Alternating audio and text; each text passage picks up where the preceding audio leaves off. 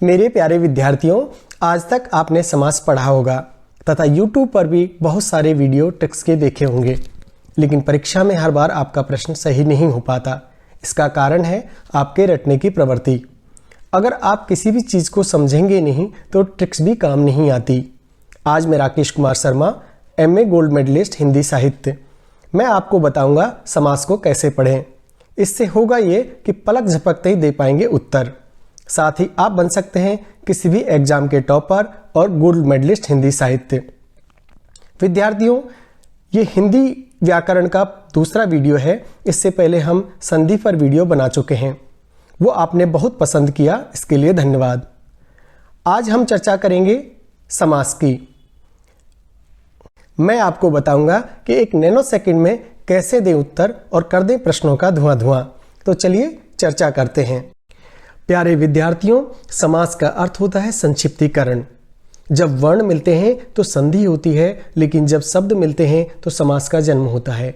यहाँ समझने की जरूरत है मेरे प्यारे विद्यार्थियों कि वर्णों से शब्दों का जन्म होता है और शब्दों से समास का जन्म होता है। तो वर्ण जब मिलेंगे तो सबसे पहले उनके बीच में होगी संधि, और जब शब्द आपस में मिल जाएंगे तो समास का जन्म होगा। तो संधि और समास में जब अंतर अगर कोई आपसे पूछे तो सीधे सीधे आपको जवाब देना है, वर्णों के मिलने से संधि और शब्दों के मिलने से समास का जन्म होगा। विद्यार्थियों, एक प्रश्न अक्सर एग्जाम में देखने को मिलता है कि समास का विलोम पूछा जाता है, और समास का विलोम होता है व्यास। तो यह आपको फैक्ट याद रखना है। यहाँ पर 4 प्रश्न आपके निकल करके आते हैं 2 लाइन के अंदर। समास का अर्थ है संक्षिप्तीकरण। वर्णों के मिलने से जन्म होता है संधि का। शब्दों के मिलने से जन्म होता है समास का। समास का विलोम क्या है? व्यास। तो ये आपको क्लियर हो गया होगा। अब हम पढ़ते हैं समास के प्रकार। समास 6 प्रकार के होते हैं: तत्पुरुष समास, द्विगु समास, द्वंद्व समास, कर्मधारय, अव्ययभावी और बहुब्रीहि समास। चलिए देखते हैं एक एक को। पहला समास आता है तत्पुरुष समास। इस समास में उत्तर पद प्रधान होता है तथा पूर्व पद और उत्तर पद के बीच कारक चिन्ह का लोप होता है। ये तो हो गई व्याकरण की परिभाषा। कभी कभी इससे भी प्रश्न उठाता है विद्यार्थियों। यही कारण है कि मैंने वो टर्मिनोलॉजी आपके लिए यूज करी है कि किस समास में कौन सा पद प्रधान होता है। तो आपको याद रखना है, तत्पुरुष के अंदर उत्तर पद प्रधान होता है, और दोनों पद जब किसी शब्द में 2 शब्द होते हैं, समास मैंने आपको बताया कि शब्दों के मिलने से समास का जन्म होता है, यानी कम से कम 2 शब्द होंगे जो आपस में जुड़ करके समास को बनाएंगे। तो पहला शब्द होगा उसे पूर्व पद बोलेंगे, और जो दूसरा शब्द होगा उसे उत्तर पद बोलेंगे। अक्सर मेरे विद्यार्थी कंफ्यूजन रहते हैं, ट्रिक्स के माध्यम से पढ़ते तो हैं लेकिन उनको समझ में ही नहीं आता पूर्व पद क्या है और उत्तर पद क्या है। तो आज हमने जान लिया कि शब्द में जो पहला शब्द है उसको पूर्व पद, और जो उसके बाद लास्ट में जो आता है उसे उत्तर पद बोलेंगे। तो तत्पुरुष समास में क्या है? उत्तर पद प्रधान है तथा दोनों के बीच में विभक्ति का लोप है, कारक की विभक्ति। जो आपने कारक पढ़े होंगे, नहीं पढ़े हैं तो हम इनको भी विस्तार से आपको पढ़ाएंगे। इनमें 8 कारक होते हैं हिंदी के अंदर। कर्ता ने कर्म को करण से संप्रदान के लिए पादान से अलग संबंध काके की अधिकरण में पर संबोधन ही हो रहे, ये आपने पढ़ा होगा। अब यहाँ पर जो समास के अंदर आता है वो कर्ता को छोड़ देंगे और संबोधन को छोड़ देंगे। बाकी के जो आपके 6 हैं उनको आप याद कर लेंगे। कर्म तत्पुरुष, अब कर्म कारक था वहाँ पर, तो कर्म में विभक्ति थी को, तो यहाँ पर कर्म तत्पुरुष हो जाएगा। तो तत्पुरुष के जो प्रकार हैं, तत्पुरुष समास के प्रकार हैं, अधिकतर विद्यार्थियों को तत्पुरुष बहुत परेशान करता है। वो सोचते हैं बहुत बड़ा समास है, इसको कैसे याद करेंगे, लेकिन कुछ भी नहीं है मेरे प्यारे विद्यार्थियों। बस आपको कारक याद है तो तत्पुरुष समास भी आपको याद है। कैसे कि कर्म के साथ जोड़ देना तत्पुरुष, कर्म तत्पुरुष समास हो गया। और कर्म कारक की जो विभक्ति है को, उसको यहाँ पर लोप हो जाना चाहिए किसी भी शब्द में। जैसे यश प्राप्त, तो यश को प्राप्त, आपने यश प्राप्त का जब आप विग्रह करेंगे तो यश को प्राप्त, यह मतलब को का विभक्ति का लोप हो रहा है, तो सीधा ठोक के आ जाना है कर्म तत्पुरुष। बिना किसी सोच के 1 नैनो सेकंड में उत्तर आपको मिल जाएगा। इसी तरह से कर्ण तत्पुरुष को देखना है, वहां पर भी आपको विभक्ति होगी से और द्वारा। अर्थात आप जैसे शब्द लेंगे गुणहीन, अगर इसका विग्रह करेंगे तो गुण का हीन तो नहीं करेंगे आप करेंगे गुण से हीन। मतलब से विभक्ति का अगर लोप हो रहा है तो ठोक देना है कर्ण तत्पुरुष।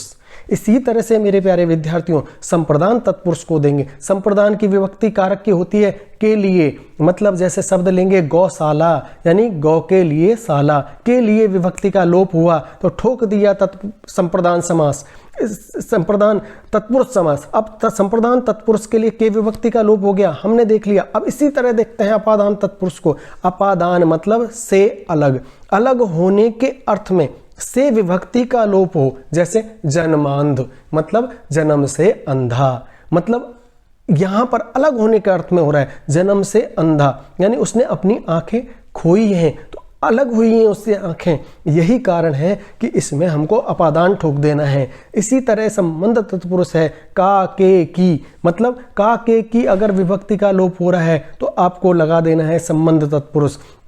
प्रेम सागर, प्रेम का सागर, का विभक्ति का लोप हो गया, लगा दिया संबंध तत्पुरुष। इसी तरह अधिकरण तत्पुरुष, अधिकरण की विभक्ति होती है में और पर, मतलब अगर इस अर्थ में कि वो लोकप्रिय, जैसे लोकप्रिय है लोक में प्रिय, तो में विभक्ति का अगर लोप हो गया तो लगा दिया अधिकरण तत्पुरुष। तो बात कितनी सिंपल है, उत्तर पद प्रधान और कारक चिन्ह का लोप, ट्रिक बन गई। ट्रिक क्या है तत्पुरुष समास की, उत्तर पद प्रधान और कारक विभक्ति का लोप जिन शब्दों में हो जाए ठोक देना है तत्पुरुष समास। अगर फिर भी आपसे पूछ ले, अंदर कभी कभी एग्जाम में घुमा के प्रश्न देता है, कर्म, करण, संप्रदान, अपादान, संबंध, अधिकरण, तत्पुरुष पूछ लेता है और विद्यार्थी बड़ा ही कंफ्यूज हो जाता है कि ये कौन सा समास आ गया, हमने तो तत्पुरुष पढ़ा था। लेकिन विद्यार्थियों चिंता की बात नहीं है, आप हैं मेडल स्कॉलर पर और यहाँ हर चीज का कर दिया है धुआं धुआं। तो कर्म में को विभक्ति का लोप, करण में से द्वारा का लोप, संप्रदान में के लिए का लोप, अपादान में से का लोप, संबंध में काके की का लोप हो जाए, अधिकरण में पपर का लोप हो जाए। अब अगर ये सब लोप हो रहा है यानी आपको कारक चिन्ह का लोप हो रहा है, उत्तर पद प्रधान है, तो ठोक देना है मेरे प्यारे विद्यार्थियों तत्पुरुष समास। अब सबसे बड़ी बात जिसको आपको पढ़ाया नहीं जाता, यूट्यूबर कभी भी आपको नहीं बताएगा इस चीज को, वो है जिस शब्द में न के अर्थ में ए या अन का प्रयोग हो तो वह नंच तत्पुरुष कहलाता है। ये यूजीसी नेट वगैरह में हायर जो एग्जाम्स होती हैं उनमें पूछता है मेरे प्यारे विद्यार्थियों, नंच तत्पुरुष कहलाता है। तो आपको वहां पर देखना है ए या अन का प्रयोग हो जाए न के अर्थ में, यानी जहां नहीं हो रहा है नहीं के अर्थ में ए का प्रयोग हो जाए या अन का प्रयोग हो जाए तो आपको ठोक देना है नंच तत्पुरुष। ये अलग प्रकार का समास है, इसीलिए मैंने आपको इसको अलग से लिखा है, अलग स्याही में आपको लिख दिया है जिससे आपको कोई कंफ्यूजन पैदा ना हो। जैसे उदाहरण लेंगे अभाव, अभाव का मतलब है जिसमें न भाव, न भाव मतलब न भाव, तो न का प्रयोग हो रहा है, न के जगह पे क्या लिखा है ए का प्रयोग हो रहा है अभाव। तो यहां न था लेकिन लिख दिया अभाव, तो कौन सा तत्पुरुष हो जाएगा, नंच तत्पुरुष हो जाएगा। आशा करता हूं तत्पुरुष समास आपको बहुत अच्छे से क्लियर हो गया होगा, ट्रिक भी आपको याद हो गई होगी। उत्तर प्रधान कारक विभक्ति का लोप ठोक देना है तत्पुरुष। अब आते हैं विद्यार्थियों द्विगु समास पे। द्विगु समास तो इतना सिंपल है, इतना सिंपल है, आंख बंद करके लगा दो। पूर्व पद अगर संख्यावाचक है तो द्विगु समास होगा, यानी पहला पद देखो अगर संख्या को घोषित कर रहा है, संख्या को बता रहा है, तो आंख बंद करके आपको ठोक देना है द्विगु समास। कोई सोच नहीं, कोई ग्रामर का रूल नहीं देखना है, कोई समास की ट्रिक नहीं पढ़नी है। संख्या देखी, पहला पद देखा, संख्या देखी, ठोक देना है द्विगु समास। तो सबसे बड़ी ट्रिक यही है, पहला पद संख्यावाचक ठोक देना है द्विगु समास। उदाहरण देखेंगे, नवरतन, त्रिभुवन, सब में नव में 9 आ रहा है, त्रिभुवन में 3 में 3 आ रहा है और लगा देना है द्विगु समास। देखो कितना सिंपल है। ऐसी ऐसी ट्रिकों के माध्यम से हम आपको पढ़ाएंगे कि आपको टॉपर बनने से कोई रोक नहीं सकता। इसी तरह से आता है द्वंद्व समास। अब विद्यार्थियों द्वंद्व में क्या है, पहले तो हम देखेंगे कि इसमें दोनों पद प्रधान, यानी कभी कभी एग्जाम में मेरे प्यारे विद्यार्थियों वो समास ना पूछ के पूछ लेगा कि जब दोनों पद प्रधान हो तो कौन सा समास होता है, और विद्यार्थी ट्रिक में रह जाता है।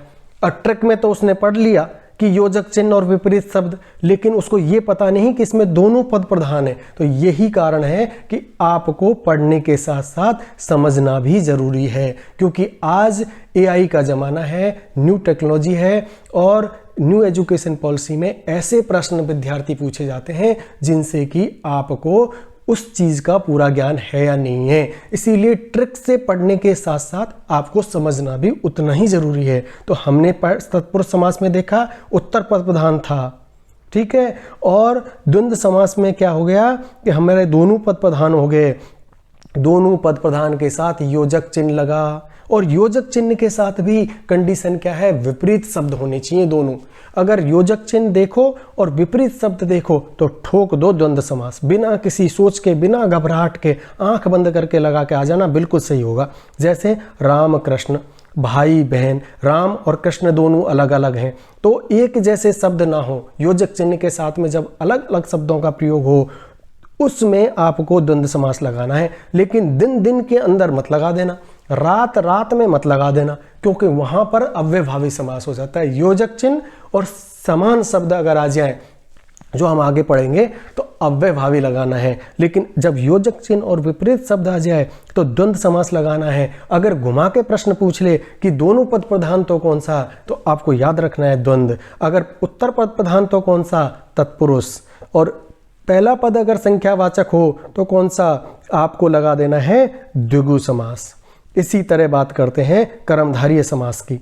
मेरे प्यारे विद्यार्थियों, पूर्व पद विशेषण और उत्तर पद विशेष, यानी मैंने बताया था आपको कि दो पद होते हैं। पहले पद को पूर्व पद बोलते हैं शब्द में, और दूसरा जो शब्द होता है जो मिलके शब्दों से बने हैं समास, उत्तर पद को बोलेंगे। अब पहला पद हो जाए विशेषण और दूसरा बन जाए विशेष से। कभी कभी विद्यार्थी वो समास सीधे सीधे ना पूछ के इसी तरह पूछता है, इसीलिए मैंने आपको ये टर्मोलॉजी लिखी है कि पूर्व पद विशेषण होना चाहिए, पहला पद जो है विशेषण होना चाहिए, और उस विशेषण की विशेषता बताता है उत्तर पद। तो आपको समझना है कि पहला पद विशेषण और दूसरा पद विशेष से जहां भी मिल जाए तो वहां आपको लगा देना है कर्मधारय समास, यानी विशेषता बताने वाले समास। जहां भी विशेषता बताए आपको ठोक देना है कर्मधारय समास, बिना किसी रूल के, बिना किसी सोच के, बिना किसी आपको कोई नियम लगाए। आपको ये देखना है कि पहले पद की विशेषता अगर बता रहा है दूसरा पद, तो आपको ठोक देना है आपको कर्मधारय समास। इसी तरह जैसे काली मिर्च, मिर्च कैसी है, काली। नील कमल, नीला कमल। पीतांबर, पीतांबर में देखो बहुब्री भी बनता है और कर्मधारय भी बनता है। तो बहुत से विद्यार्थी कंफ्यूज होते हैं, लेकिन या तो आपको बहुब्री दिया होगा या कर्मधारय दिया होगा, और एक ही शब्द में दो आपको जहां भी ऐसे आते हैं वहां पर आपको थोड़ा देखना है कि कौन सा समास बन रहा है। इसी तरह आता है अव्ययभावी समास, यानी विशेषण। आपने कर्मधारय में देख ही लिया कि विशेषण और विशेष से, मतलब विशेषण की विशेषता बता रहा है विशेष से। तो आपको जैसे काली मिर्च, नील कमल, कमल की विशेषता है नीला, काली, काली की मिर्च की विशेषता है काली। तो ये आपको ध्यान रखना है। इसी तरह से आता है अव्ययभावी समास। अव्ययभावी समास में कुछ नहीं है मेरे विद्यार्थी, हर उपसर्ग वाला शब्द अव्ययभावी समास होता है। बिना किसी सोच के डाल देना, जहां भी आप उपसर्ग देखो ठोक दो अव्ययभावी समास यथा स्थान। पर एक और कंडीशन आती है, मैंने आपको बताया था कि दिन रात, दिन रात में तो कौन सा हो गया आपका अलग अलग योजक चिन्ह विपरीत शब्द, मैंने बताया था द्वंद्व समास। लेकिन अगर एक ही शब्द योजक चिन्ह के साथ में आ जाए तो अव्ययभावी समास। दिन दिन, रात रात, अगर योजक चिन्ह के साथ ऐसे शब्द आपको देखें तो अव्ययभावी, और योजक चिन्ह के साथ विपरीत देखें तो आपको लगा देना है द्वंद्व। तो आपको अव्ययभावी समझ में आ गया होगा। अगर ये और ध्यान रखना है, यहाँ पर शर्त यह है कि आपस में विलोम नहीं होने चाहिए। कर्मधारय में विशेषता वाला था, द्वंद्व में आपने देखा कि योजक चिन्ह और विपरीत शब्द था। अब बात करते हैं बहुब्री समास की। बहुब्री समास जिसमें तीसरा पद प्रधान हो, अर्थात तीसरे का बोध हो, यानी ऐसे शब्द जिनको पढ़ने के बाद किसी तीसरे के बारे में पता चलता है, वहां पर आप कहेंगे बहुब्री समास। तीसरे का बोध होना चाहिए। तो अंतर यही है कर्मधारय और बहुब्री में कि यार तीसरे का बोध हो रहा है तो ही आपका बहुब्री होगा। लेकिन अगर विशेषता बताई जा रही है काली मिर्च, नील कमल, तो आपको कर्मधारय करना है। और अगर तीसरे का बोध हो रहा है जैसे दशानन रावण, लंबोदर गणेश, गिरिधर कृष्ण। तो प्यारे विद्यार्थियों, ये थे 6 समास। अब बताओ आपको कौन सी दिक्कत आ रही है इसमें। आपको सबसे बड़ी ट्रिक मैंने आपको बता दी, तत्पुरुष में देखना है उत्तर पद प्रधान और दोनों उत्तर और प्रथम के बीच में कारक विभक्ति का लोप। द्विगु में बता दी संख्यावाचक होना चाहिए प्रथम पद, जैसे ही संख्यावाचक देखो ठोक दो द्विगु समास। द्वंद्व में मैंने आपको बता दिया योजक चिन्ह विपरीत शब्द, सबसे बड़ी ट्रिक, योजक चिन्ह विपरीत शब्द देखो द्वंद्व समास ठोक दो। इसी तरह कर्मधारय में मैंने बता दिया कि अगर एक शब्द दूसरे शब्द की विशेषता बता दे, जैसे काली मिर्च, नील कमल, कमल कैसा है, नीला है, मिर्च कैसी है, काली है, ऐसे शब्द जहां भी देखो ठोक दो आपको कर्मधारय समास। अव्ययभावी में मैंने बता दिया कि प्रत्येक उपसर्ग वाला समास, आपका जो भी सवाल आपके आएगा, जो भी प्रश्न आएगा, उपसर्ग अगर दिख जाए आपको ठोक दो अव्ययभावी समास, बिना किसी संकोच के लगा के आ जाना, बिल्कुल सही होगा। दूसरा मैंने आपको बताया अव्ययभावी की ट्रिक कि यानी समान अर्थ वाले शब्द, दिन दिन के बीच में योजक चिन्ह आ जाए, रात रात के बीच में योजक चिन्ह आ जाए, ठोक के आ जाना अव्ययभावी समास। कोई दुनिया का प्रश्न आपका गलत नहीं होने वाला है। इसी तरह मैंने बताया बहुब्रीहि समास, यानी तीसरे का बोध हो, सबसे बड़ी ट्रिक, तीसरे का बोध लगा देना है बहुब्रीहि समास। तो अब आपको ये समास याद हो गया होगा। अब हम इसका छोटा सा रिवीजन करते हैं और ट्रिक बताते हैं आपको। तत्पुरुष समास कारक विभक्ति का लोप, द्विगु समास प्रथम पद संख्यावाचक, द्वंद्व समास दोनों आपके शब्द आएंगे योजक चिन्ह से जुड़े होंगे, लेकिन शर्त यह है कि दोनों विपरीत होने चाहिए। कर्मधारय समास एक शब्द दूसरे की विशेषता बताए। अव्ययभावी समास प्रत्येक उपसर्ग वाला समास आपको अव्ययभावी समास, साथ ही जो शब्द आपस में योजक चिन्ह से जुड़े हों लेकिन शर्त यह है कि विलोम नहीं होने चाहिए, तो अव्ययभावी समास। बहुब्रीहि समास तीसरे का बोध कराए, तीसरे अर्थ का बोध कराए तो बहुब्रीहि समास हो गया समास। अब आप मुझे बताइए कि आपका कौन सा प्रश्न गलत होगा। ऐसे ट्रिक के साथ हम पूरी व्याकरण आपको कराने वाले हैं। आगे आप अलंकार पढ़ेंगे, अलंकार के बाद हमको प्रत्यय और उपसर्ग, बहुत सारे विद्यार्थियों को प्रत्यय उपसर्ग में दिक्कत होती है, ऐसी ट्रिक के साथ प्रत्यय और उपसर्ग आपको पढ़ाएंगे कि आज तक आपने हिंदी व्याकरण नहीं पढ़ी होगी। तो लगातार देखते रहिए। आज का वीडियो देखने के लिए बहुत बहुत धन्यवाद और सब्सक्राइब करना मत भूलिएगा। लाइक और सब्सक्राइब करने से ही हमें ऊर्जा मिलती है आपको पढ़ाने की, आपको समझाने की। साथ ही आपसे मेरा एक निवेदन, प्यारे विद्यार्थियों, शिक्षा सबका अधिकार है और यही कारण है कि कोई भी विद्यार्थी शिक्षा से वंचित ना रह पाए और इस प्लेटफॉर्म का सबसे बड़ा अभियान भी यही है। मुझे आशा है आप इस वीडियो को उन सभी विद्यार्थियों तक पहुंचाने में मदद करेंगे जो किसी कारणवश महंगे कोचिंग संस्थान में प्रवेश नहीं ले पाते, जिनकी आर्थिक स्थिति ठीक नहीं है। उन्हें भी यूनिवर्सिटी में टॉप करने का अधिकार है, उन्हें भी सरकारी नौकरी का सपना पूरा हो सकता है। आप एक मदद का हाथ बढ़ाएंगे तो 100 मदद के हाथ आपकी और भी बढ़ेंगे। इसी आशा और विश्वास के साथ मैं अपनी वाणी को विराम देता हूँ। धन्यवाद साथियों।